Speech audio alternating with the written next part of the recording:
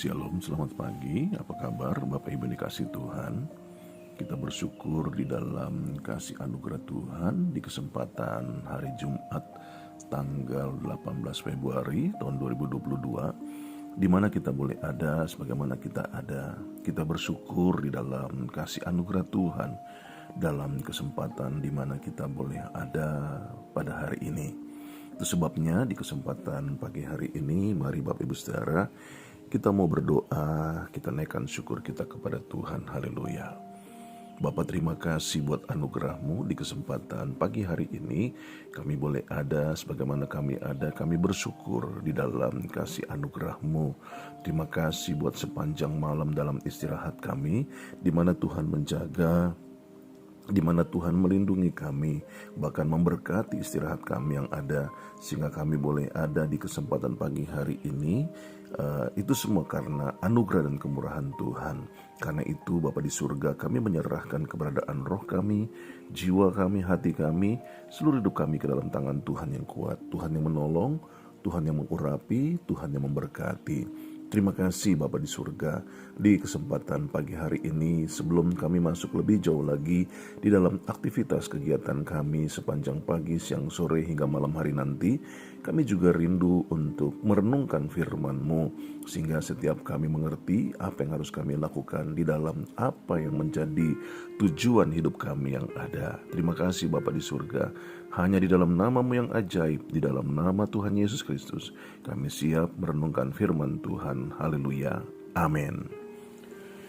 Shalom, selamat pagi Bapak Ibu yang dikasih Tuhan. Apa kabar? Kiranya kasih sayang dan anugerah Tuhan itu yang boleh terus kita nikmati dalam kehidupan kita yang ada, sehingga kita tetap bersyukur di dalam apapun yang menjadi keadaan kita.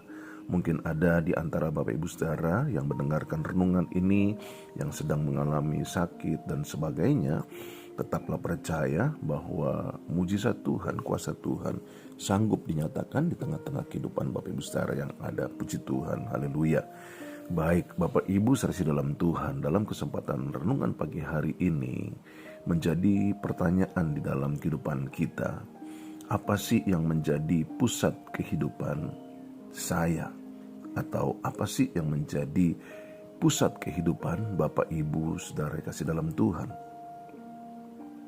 Ini adalah pertanyaan yang menyangkut tentang penyembahan. Jadi pertanyaan ini menjadi satu pertanyaan sesungguhnya, untuk siapa saya hidup?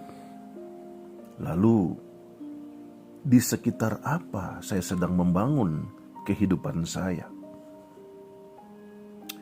Hal ini harusnya menjadi satu pertanyaan ketika kita boleh ada dalam setiap paginya. Apa sebenarnya yang menjadi pusat di dalam kehidupan saya? Apakah karir?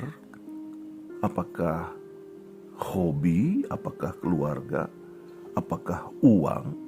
Apakah hal-hal yang hanya menyenangkan dalam kehidupan saya? Bahkan juga banyak kegiatan lainnya. Saya mau katakan bahwa hal-hal itu baik, tetapi seharusnya itu bukan menjadi pusat di dalam kehidupan kita. Karena tidak ada apapun dari hal yang saya katakan tadi yang cukup kuat untuk menjaga apa yang menjadi keberadaan kita ketika kita mulai menghadapi tantangan, goncangan di dalam kehidupan kita. Tetapi kita membutuhkan satu pusat yang tidak tergoyahkan. Firman Allah mengingatkan di dalam kesempatan 2 Tawarik pasal yang ke-14 pada ayat yang ke-4, di mana Raja Asa memerintahkan kepada rakyat Yehuda untuk memusatkan kehidupan mereka hanya kepada Allah. Ia memerintahkan orang Yehuda supaya mereka mencari Tuhan, Allah nenek moyang mereka, dan mematuhi hukum dan perintah. Sebenarnya apapun yang merupakan pusat kehidupan kita itu akan menjadi Allah tanda petik bagi kita. Jadi ketika kita memberikan kehidupan kita kepada uang, kepada karir, maupun juga kepada kegiatan-kegiatan kehidupan kita lainnya, itu akan menjadi Allah tanpa kita sadari dalam kehidupan kita. Hal yang sama juga ketika kita memberikan diri kita kepada Tuhan Yesus Kristus, di mana Tuhan Yesus Kristus menjadi Allah dalam kehidupan kita. Ia akan masuk ke dalam pusat kehidupan kita. Nah, inilah yang harusnya menjadi satu kesadaran dalam kehidupan kita, bahwa pusat kehidupan kita harusnya adalah Tuhan Yesus Kristus. Itu sebabnya dalam kesempatan di mana Rasul Paulus berkata di dalam Efesus 3 ayat yang ke-17, sehingga oleh imanmu Kristus diam di dalam hatimu, dan kamu berakar serta berdasar di dalam kasih. Jadi Bapak Ibu saudara dalam Tuhan, sebagaimana Rasul Paulus mengingatkan kepada jemaat-jemaat di Efesus bahwa harusnya Kristus diam di dalam hatimu, bukan hal-hal yang lain. Karena itulah yang menjadi pusat penyembahanmu. Ketika uang yang menjadi pusat kehidupanmu yang tinggal di dalam hidupmu, itu yang akan menjadi penyembahanmu. Nah, itu sebabnya di kesempatan pagi hari ini, mari kita renungkan. Apa sih sebenarnya menjadi pusat kehidupan saya? Bapak Ibu saudara dalam Tuhan, bagaimana kita bisa tahu bahwa Allah menjadi pusat kehidupan kita? Maka ini adalah hal yang harusnya menjadi sebuah kesadaran kita. Adalah hal yang menjadi ukuran yang sederhana jika kita menyadari bahwa Allah sebagai pusat kehidupan kita, yaitu adalah berkaitan dengan hal kekhawatiran hidup. Jadi kalau kita bicara tentang Allah yang menjadi pusat kehidupan kita, tentunya kita tidak akan menjadi manusia atau orang percaya yang hidup di dalam kekhawatiran. Karena ada banyak orang percaya yang mengatakan bahwa Yesuslah yang menjadi Tuhan dalam hidupnya. Tetapi yang menjadi realitasnya, yang menjadi kenyataannya, ia selalu khawatir, selalu cemas dengan apa yang menjadi keberadaan hidupnya, keberadaan masa depannya, bahkan keberadaan-keberadaan lainnya berkaitan dengan kehidupannya. Nah, ini adalah hal yang harusnya menjadi satu kesadaran dalam renungan di kesempatan pagi hari ini. Biarlah kita menyadari pada saat kita menempatkan Tuhan Yesus Kristus ke dalam pusat kehidupan kita sebagai pusat penyembahan kita, kita akan memiliki damai sejahtera Allah. Itulah hal yang harusnya kita pahami, bahwa kepenuhan Allah akan tinggal di dalam kehidupan kita. Dan ketika kepenuhan Allah tinggal dalam kehidupan kita, maka hal yang indah akan terjadi di dalam kehidupan kita, yakni Tuhan Yesus Kristus yang akan menggantikan kekhawatiran di dalam kehidupan kita. Haleluya. Yang kedua, selanjutnya Bapak Ibu saudara dalam Tuhan, apa yang menjadi karakter dalam kehidupan kita? Ya, ini bicara tentang bagaimana kita menjadi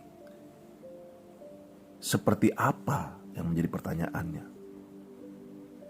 Kita jauh lebih tertarik kepada apa yang menjadi keadaan kita.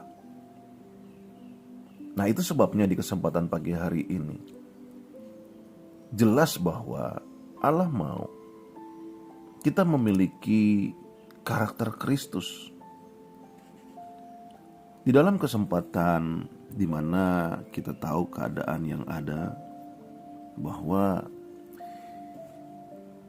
Rasul Petrus pernah mengingatkan akan hal ini, Ya, apapun yang saat ini menjadi keadaan Bapak Ibu Saudara, tetapi kembali firman Allah pagi hari ini mengingatkan dalam 2 Petrus pasal yang pertama pada ayat yang kelima dikatakan demikian. Justru karena itu, kamu harus dengan sungguh-sungguh berusaha untuk menambahkan kepada imanmu kebajikan, dan kepada kebajikan pengetahuan, dan kepada pengetahuan penguasaan diri, kepada penguasaan diri ketekunan, dan kepada ketekunan kesalehan, dan kepada kesalehan kasih akan saudara-saudara, dan kepada kasih akan saudara-saudara kasih akan semua orang. Inilah hal yang dijanjikan atau yang diingatkan oleh firman Tuhan kepada setiap kita pagi hari ini, bahwa apapun yang menjadi keadaan kita, ingat, justru di sini menjadi tantangannya. Bagaimana kita dapat menghadapi segala tantangan, pergumulan, persoalan kita dengan menambahkan apa yang menjadi iman kita, yakni kebajikan. Dan dari kebajikan kita tambahkan pengetahuan. Dan kepada pengetahuan yakni penguasaan diri. Kepada penguasaan diri yakni ketekunan. Dan kepada ketekunan adalah kesalehan. Dan kepada kesalehan, maka kasih akan saudara-saudara. Setelah kasih akan saudara-saudara, baru kasih kepada semua orang. Inilah hal yang harusnya menjadi sebuah tujuan dalam kehidupan kita untuk memiliki karakter Kristus. Haleluya. Oleh karena itu dalam kesempatan pagi hari ini, mari Bapak Ibu Saudara, kita renungkan apa yang menjadi pusat kehidupan kita, apa yang menjadi karakter kehidupan kita, dan akhirnya apa sih yang menjadi sumbangsih kehidupan kita. Bicara tentang pelayanan, apa yang akan menjadi pelayanan kita di dalam tubuh Kristus. Hal ini harusnya menjadi sebuah pertanyaan dalam kehidupan kita. Apa yang menjadi peran kita di dalam keluarga Allah? Bagaimana kita bisa membuat suatu perubahan? Bagaimana kita bisa ada di dalam satu kelompok di dalam tubuh Kristus untuk dibentuk dan untuk melayani Kristus? Inilah hal yang juga menjadi satu perenungan dalam diri kita. Sudahkah kita memberikan sumbangsi dalam kehidupan kita berkaitan dengan pelayanan kita di kehidupan ini? Haleluya. Firman Allah jelas mengingatkan di dalam kesempatan pagi hari ini bahwa apa yang menjadi kebenaran firman Tuhan mengingatkan, sebagaimana Rasul Paulus mengingatkan bahwa sebab dikatakan bahwa pelayanan kasih yang berisi pemberian itu bukan hanya mencukupkan keperluan-keperluan orang kudus, tetapi juga melimpahkan ucapan syukur kepada Allah. Di dalam 2 Korintus 9 ayat yang ke-15 dikatakan bahwa syukur kepada Allah karena karunia yang tak terkatakan itu.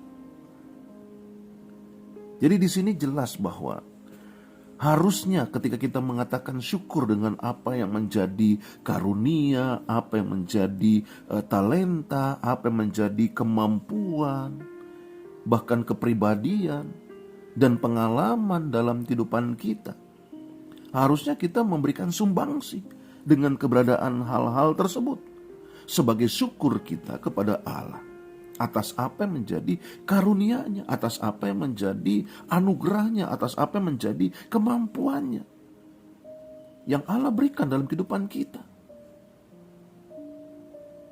Inilah yang harusnya menjadi perenungan dalam kehidupan kita.